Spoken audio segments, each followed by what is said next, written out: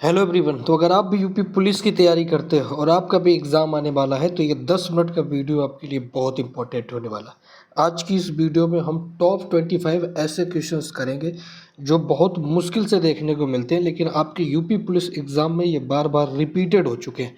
तो आज की इस वीडियो की PDF फाइल आप नीचे पिंड कमेंट से जा के डाउनलोड कर लेना, चैनल को सब्सक्राइब कर देना और प्लेलिस्ट ज़रूर एक बार वॉच कर लेना।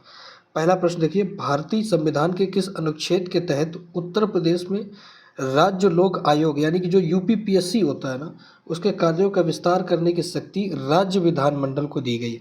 तो इस प्रश्न का मेरे भाई यहाँ पर सही जवाब हो जाएगा अनुच्छेद नंबर 321, यानी कि ऑप्शन नंबर सी आपका बिल्कुल करेक्ट होगा।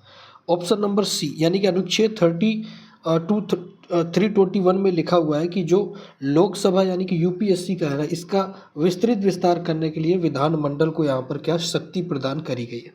ये क्वेश्चन बहुत इंपॉर्टेंट है क्योंकि अब इसी प्रकार के क्वेश्चन बनते हैं। अब छोटे छोटे प्रश्न यूपीएससी में, यूपी कांस्टेबल में हो, दरोगा हो, में, लेखपाल में छोटे छोटे क्वेश्चंस नहीं पूछे जाते। अब लेवल के क्वेश्चंस आने लगे। अब उत्तर प्रदेश में किस भाग में मुख्य रूप से खादर मिट्टी जो होती है, जिसको नवीन जलोढ़ मिट्टी बोलते हैं, वो नदियों के किस मैदानी क्षेत्र में कहाँ पर पाई जाती है, वो आपसे पूछा है। सबसे अधिक आपको बताना है कि जो खादर मिट्टी होती है वो कहाँ पाई जाती है। मैंने आपको पहले भी बताया था कि ये एक नदी है, ये बह रही है, और जब ये बहती है और इसमें बाढ़ आती है तो ये अपने बाढ़ के साथ में कई सारी मिट्टी को अपने किनारे जमा करने लग जाती है। ये मिट्टी जब जमा करती है तो साइड में एक मिट्टी इसके जमा होती है, इसी मिट्टी को हम बोलते हैं खादर, और ये बहुत उपजाऊ होती है। तो सही जवाब इसका क्या हो जाएगा, नदी तट व बाढ़ क्षेत्र में जो मिट्टी पाई जाती है उसको खादर कहते हैं, यानी कि ऑप्शन नंबर बी बिल्कुल मेरे भाई यहाँ पर करेक्ट हो जाएगा। मैं आपको एक चीज़ और यहाँ पर बता देता हूँ भाई कि प्लेलिस्ट आप ज़रूर वॉच कर लेना, क्योंकि ये प्लेलिस्ट बहुत इंपॉर्टेंट है। यूपी कांस्टेबल की प्लेलिस्ट मैंने नीचे बना दी है, देख लोगे सारे के सारे क्वेश्चन यहीं से फंस जाएंगे। भारतीय दंड संहिता यानी कि जो आईपीसी की धारा के अंतर्गत आपराधिक मानव वध को परिभाषित किया गया है। मानव वध मतलब इंसान की हत्या, जो मानव की हत्या होती है, मर्डर, उसको यहाँ पर परिभाषित किया गया है। परिभाषा आपको बतानी कि किस अनुच्छेद में, किस धारा में है परिभाषा। इसका मेरे भाई सही जवाब हो जाएगा धारा 299, यानी कि ऑप्शन नंबर फर्स्ट बिल्कुल करेक्ट होगा। आपसे डेफिनेशन पूछी है परिभाषा क्या होती है, तो धारा 299। लेकिन अगर आपसे पूछा जाए कि किस धारा के तहत हत्या की कार्रवाई होती है, तो वो होती थी धारा 302। लेकिन ये कहानी है आईपीसी की, ध्यान देना आईपीसी। अब आईपीसी को रिप्लेस कर दिया है किसने, बीएनएस ने। अब आ गया यहाँ पर बीएनएस, भारतीय न्याय संहिता। तो भारतीय न्याय संहिता की किस धारा के अंतर्गत मानव वध की चर्चा की गई है, ये आप मुझे एक बार कमेंट करके बता देना। अब नेक्स्ट देखिए, उत्तर प्रदेश में ग्राम्य समाज जो विकास होता है, रूरल डेवलपमेंट डिपार्टमेंट की स्थापना किस वर्ष की गई थी। ग्राम विकास विभाग की स्थापना उत्तर प्रदेश में किस वर्ष की गई थी, ये इंपॉर्टेंट है। यहाँ पर आप इंपॉर्टेंट लिख लेना क्योंकि ये पिछली बार भी कांस्टेबल में आया था। इसका मेरे भाई यहाँ पर सही जवाब हो जाएगा 1974, यानी कि ऑप्शन नंबर बी बिल्कुल करेक्ट होगा। वर्ष 1974 में ग्राम विकास विभाग की स्थापना करी गई थी। संविधान के किस संशोधन अधिनियम द्वारा उत्तर प्रदेश सहित सभी राज्यों में पंचायती राज व्यवस्था को संवैधानिक दर्जा दिया गया था। अब पंचायती राज व्यवस्था कहाँ पर वर्णित है, सबसे पहले तो ये जान लेते हैं। तो ये शेड्यूल में यानी कि अनुसूची में इसकी बात की जाती है। अनुसूची आपने पढ़ी होगी, 8 अनुसूचियाँ पहले थी, अब यहाँ पर 4 अनुसूचियाँ और 3 अनुसूची और बढ़ गई, और अब हो गई है कितनी, 11 अनुसूची, 12 अनुसूची, सॉरी 4 बढ़ गई। तो ये अनुसूची शेड्यूल्ड 11 में पाया जाता है। ये जो पंचायती राज की व्यवस्था की जो बात है, ये शेड्यूल नंबर 11 में है। तो आपको बताना है कि किस अनुच्छेद संविधान संशोधन अधिनियम के तहत ये 11वीं शेड्यूल जोड़ी गई। इसका मेरे भाई यहाँ पर सही जवाब हो जाएगा 73वां संविधान संशोधन, यानी कि 73वां संविधान संशोधन आया था, तब हमने पंचायती राज व्यवस्था को इसमें जोड़ा था।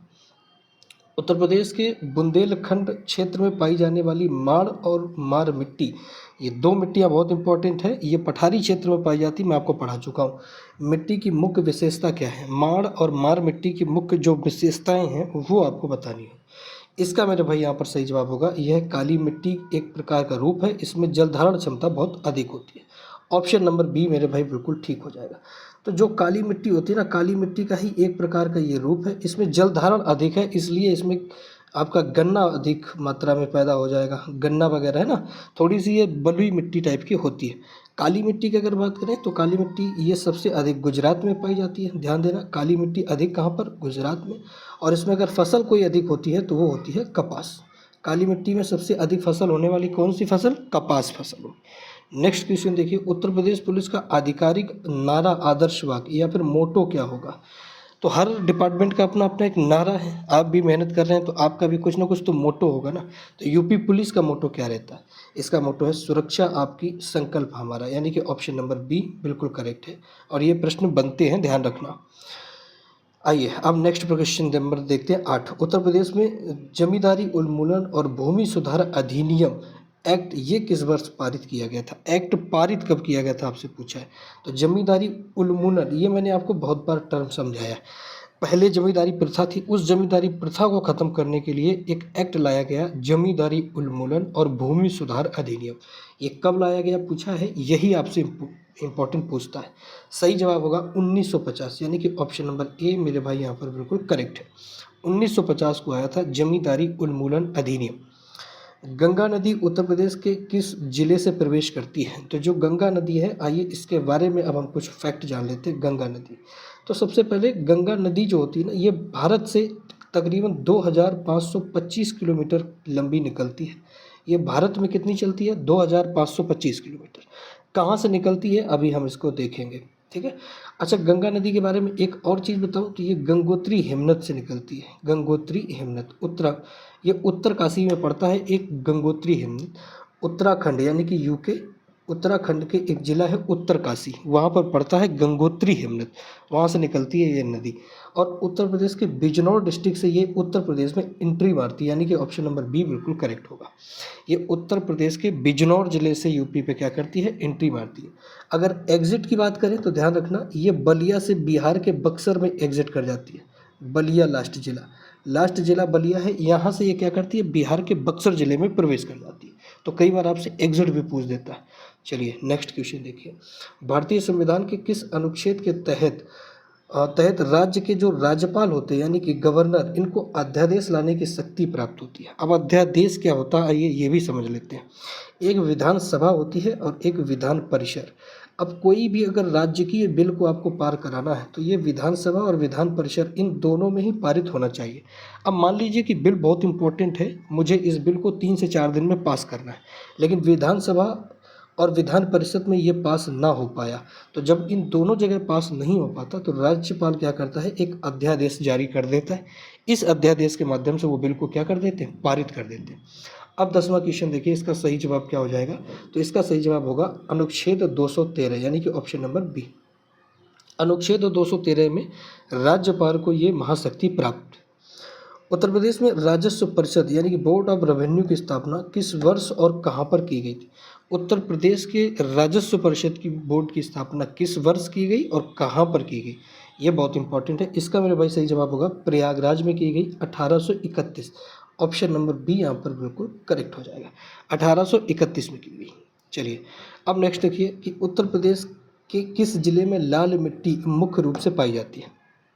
अब लाल मिट्टी कहाँ पाई जाती है मैंने आपको बताया था, पहले भी बता चुका हूँ कि ये पठारी क्षेत्र में पाई जाती है। पठारी भाग में ये लाल मिट्टी पाई जाती है। बुंदेलखंड और बघेलखंड के पठार में ही पाई जाती है। अब इसमें से आप ज़रा देखिएगा कि बुंदेलखंड और बघेलखंड पठार के कौन से हिस्से हैं, तो आप पाओगे कि मिर्ज़ापुर और सोनभद्र, यानी कि ऑप्शन नंबर ए ही बिल्कुल आपका करेक्ट है।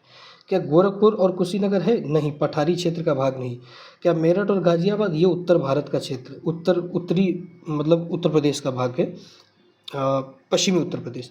बरेली की बात करें तो ये भी बिल्कुल नहीं, ये भावर और तराई क्षेत्र में आ जाते हैं। तो इसका सही जवाब ऑप्शन नंबर ए ही बिल्कुल करेक्ट है। आप इस क्वेश्चन को एलिमिनेशन के थ्रू भी टैकल कर सकते थे। मोटर वाहन अधिनियम जो 1988 में आया था, उसकी धारा 112 निम्नलिखित में से किससे संबंधित है? अब जो ये एमवी एक्ट आया था, एमवी एक्ट, ये एमवी एक्ट की धारा 112 में क्या लिखा हुआ है ये आपसे पूछ देता है। अब पुलिस की तैयारी करते हो तो इतना तो आपको पढ़ना ही होगा। हालांकि यूपीएसआई में तो और भी डीप पढ़ना है, लेकिन आप कांस्टेबल की तैयारी कर रहे हैं तो मुख्य छोटी छोटी जो धाराएं हैं वो आपको आनी चाहिए। इसमें क्या मेरे भाई सही जवाब क्या हो जाएगा? गति सीमा, स्पीड लिमिट, यानी कि ऑप्शन नंबर बी। अब ध्यान देना, धारा 112, बस आप इतना जान लो कि इसमें स्पीड लिमिट की चर्चा की गई। हर रोड की अपनी अपनी स्पीड होती है। रोड लेंथ यहाँ पर 3 प्रकार की होती है और तीनों प्रकार की लेनों पर अपनी अपनी स्पीड होती है। तो 112 पर उन तीनों प्रकार की लेन और स्पीड की चर्चा करी गई है। सिर्फ इतना बस आप यहाँ पर पता कर लेना। उत्तर प्रदेश में एक बीघा, यहाँ पर बीघा होगा बच्चों, ध्यान देना, बीघा है ना, जो खेती बाड़ी में बीघा चलता है ना, बीघा, ये बीघा है। मानक रूप से कितने वर्ग गज होते हैं, आपको बताना है कि एक बीघा में कितने वर्ग गज होंगे, ये प्रश्न इंपॉर्टेंट है। तो यहाँ पर आपका सही जवाब क्या हो जाएगा, 3025 वर्ग गज, यानी कि एक बीघा बराबर, ध्यान देना मैं बीघा को ऐसे लिख दे रहा हूँ, बीघा बराबर 3025 वर्ग गज, ठीक है, एक बीघा बराबर 3025 वर्ग गज। अगला प्रश्न देखिए, संसद में दोनों सदनों की संयुक्त बैठक बुलाने की शक्ति राष्ट्रपति को संविधान के किस अनुच्छेद से प्राप्त है। अब आपको पता होगा कि संयुक्त बैठक बुलाते हैं राष्ट्रपति, है ना, लेकिन राष्ट्रपति भी मंत्रिमंडल की सिफारिश पर बुलाते हैं। अच्छा, जो बुलाते हैं संयुक्त बैठक, तो उसकी अध्यक्षता कौन करता है, अध्यक्ष कौन होता है उस संयुक्त बैठक का। तो भैया ध्यान देना, अध्यक्ष आपके लोकसभा के स्पीकर होते हैं, लोकसभा के स्पीकर। वर्तमान में लोकसभा के स्पीकर कौन है, ओम बिरला। तो बुलाते अध्यादेश कौन है, राष्ट्रपति, लेकिन अध्यक्ष कौन होते हैं, ओम बिरला लोकसभा के स्पीकर होते हैं। अच्छा, किस अनुच्छेद में लिखा है, ये पावर दी गई है कि राष्ट्रपति अध्यादेश को बुला सकते हैं। तो इसका मेरे भाई यहाँ पर सही जवाब होगा अनुच्छेद 108, यानी कि ऑप्शन नंबर बी बिल्कुल करेक्ट होगा। अनुच्छेद 108 में अध्यादेश के बारे में चर्चा दी गई है, यानी संयुक्त बैठक के बारे में, कि ये संयुक्त बैठक राष्ट्रपति बुला सकते हैं। यमुना नदी उत्तर प्रदेश के किस स्थान पर गंगा नदी से आकर के मिलती है। तो यमुना गंगा, इन दोनों का मिलन, देखिए ये आ रही है मुस्कुराते हुए गंगा और ये आ रही है मुस्कुराते हुए यमुना, और ये इस पॉइंट पर मिलते हैं और इसी पॉइंट को हम कहते हैं प्रयागराज। ध्यान देना भैया, क्या, प्रयागराज, ये दोनों आकर के कहाँ मिलती हैं, प्रयागराज में। तो ऑप्शन नंबर आपका बिल्कुल सी एकदम करेक्ट हो जाएगा, प्रयागराज, सी ऑप्शन आपका बिल्कुल करेक्ट हो जाएगा। यहीं से एक नदी और मुस्कुरा के मिलती है जिसका नाम है सरस्वती। तो गंगा, यमुना और सरस्वती, ये दोनों नदियाँ मिलती हैं। अब सरस्वती अगर देखा जाए तो विलुप्ति के कगार पर है, ये बिल्कुल ख़त्म होने वाली है। मानव अधिकार संरक्षण अधिनियम जो आया था 1993 में, इसके तहत राष्ट्रीय मानवाधिकार आयोग जो बना, उसके अध्यक्ष का कार्यकाल कितना होता है, आपसे पूछा। तो मानव संरक्षण अधिनियम जो आया था, तो राष्ट्रीय मानवाधिकार बना, यानी कि मानव के ऊपर कोई क्रूरता और उनकी जो मूलभूत चीज़ें हैं उन पर कोई डिस्टर्बेंस ना हो, उनके राइट्स को ना छीना जाए, इसलिए राष्ट्रीय मानवाधिकार बना। तो उसके जो प्रेसिडेंट होते हैं, अध्यक्ष होते हैं, उनकी जो आपको टेन्योर होता है, कार्यकाल, वो आपको बताना है। इसका मेरे भाई यहाँ पर सही जवाब हो जाएगा 3 वर्ष, या तो वो अपनी 3 वर्ष कंप्लीट कर चुके हो या फिर उनकी आयु 70 वर्ष हो चुकी है, यानी कि ऑप्शन नंबर बी बिल्कुल करेक्ट हो जाएगा। नेक्स्ट देखिए, उत्तर प्रदेश में किसान बही योजना, एक योजना से प्रश्न यहाँ पर 100% बनता है। किसान बही योजना की शुरुआत किस वर्ष की गई थी। किसान बही योजना मैं करीबन अपने वीडियो में 4 बार करवा चुका हूँ, इसके आने की संभावना इस बार बहुत ज़्यादा है। 18वें का मेरे भाई यहाँ पर हो जाएगा 1992, यानी कि ऑप्शन नंबर बी बिल्कुल करेक्ट होगा। ध्यान देना, 18वें का 1992। क्षेत्रफल की दृष्टि से उत्तर प्रदेश का भारत के राज्यों में कौन सा स्थान होगा। जो भारत है ना, वो भारत में के अकॉर्डिंग अगर देखा जाए तो जो राज्य हैं सभी, उनमें से उत्तर प्रदेश का कौन सा स्थान आता है क्षेत्रफल की दृष्टि से। तो भैया ध्यान देना, अपना जो यूपी है, ये प्यारा यूपी, इसका कौन सा नंबर है, तो इसका भैया 4th नंबर, चौथा नंबर। शुरुआत कहाँ से होती है, तो ध्यान देना, राजस्थान, ये 1st नंबर पर है क्षेत्रफल की दृष्टि से, राजस्थान आता है क्षेत्रफल की दृष्टि से। इसके बाद आपका एमपी आ जाता है, एमपी के बाद आपका महाराष्ट्र आ जाता है, महाराष्ट्र है ना, तीसरे नंबर पर कौन, महाराष्ट्र। चौथे नंबर की बात करोगे तो यूपी आता है, कई बार 5वां नंबर भी पूछ देता है, तो ध्यान रखना 5वां नंबर आपके गुजरात का आता है, 5वां नंबर किसका, गुजरात का आता है। अगर एरिया की बात करी जाए तो पूरे भारत का उत्तर प्रदेश की एरिया 7.33% होगा, ये चीज़ बहुत इंपॉर्टेंट, ध्यान रखना। पूरे भारत का एरिया की बात करी जाए तो 7.33% एरिया होल्ड करता है उत्तर प्रदेश। चलिए 20वां प्रश्न देखिएगा कि सूचना का अधिकार अधिनियम 2005 में जो आया था, आरटीआई एक्ट की कौन सी धारा केंद्रीय राज्य सूचना आयोग की शिकायत जांच करते समय सिविल कोर्ट की शक्तियां प्रदान करती है। ये प्रश्न काफ़ी इंपॉर्टेंट है, लेकिन मैं कहूँगा कि ये यूपीएसआई का फेवरेट प्रश्न बन सकता है, ये यूपी कांस्टेबल में आने के बहुत कम चांसेस होते हैं। इसका मेरे भाई कौन सी धारा करेक्ट हो जाएगी, धारा 18, यानी कि ऑप्शन नंबर सी बिल्कुल करेक्ट होगा। तो अगर आप करना चाहते हैं तो कर लीजिए, लेकिन ये यूपीएसआई में प्रश्न पूछा जाता है।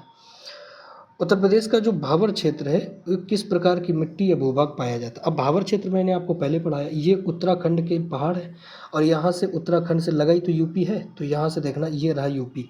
अब जो यूपी का ये भाबर क्षेत्र है, यहाँ से उत्तराखंड से जो नदियाँ निकल के आती हैं यहाँ से पहाड़ों से, ये अपने साथ मोटे मोटे पहाड़ लेकर के आ जाती हैं। मोटे मोटे पहाड़, बलुई मिट्टी, मोटी मोटी बलुई मिट्टी ला कर के यहाँ जमा करती हैं और ये नदियाँ इन पहाड़ों के नीचे विलुप्त हो जाती हैं, इन पहाड़ों के नीचे।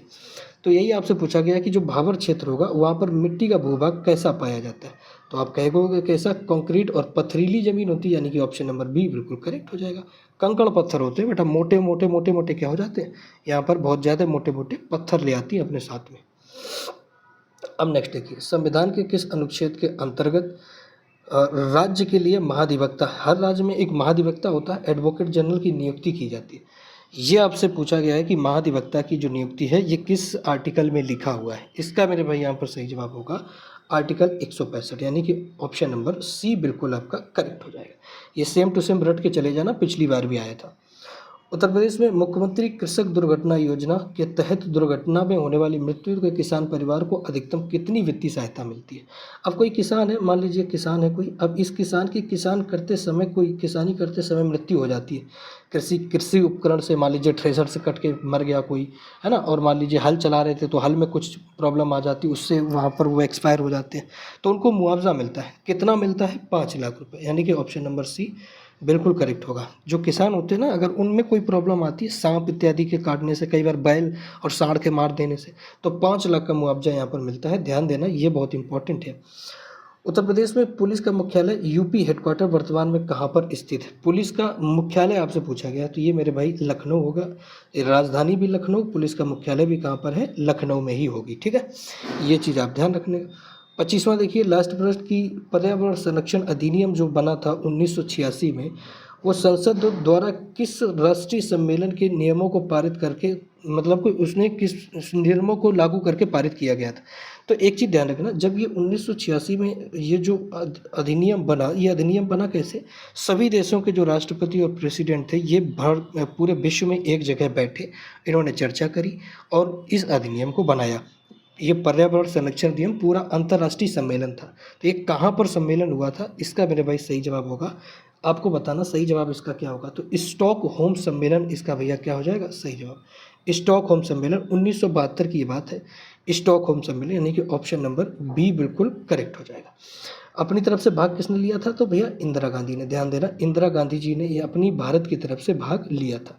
सभी के सभी जननायक बैठे थे और इन सब चीज़ों की चर्चा करी थी। अब इस पीडीएफ में आपको यहाँ आंसर की मिलती है, इसके बाद आपको डिटेल मिल जाती है, सारे क्वेश्चंस की डिटेल भी आप पढ़ सकते हैं।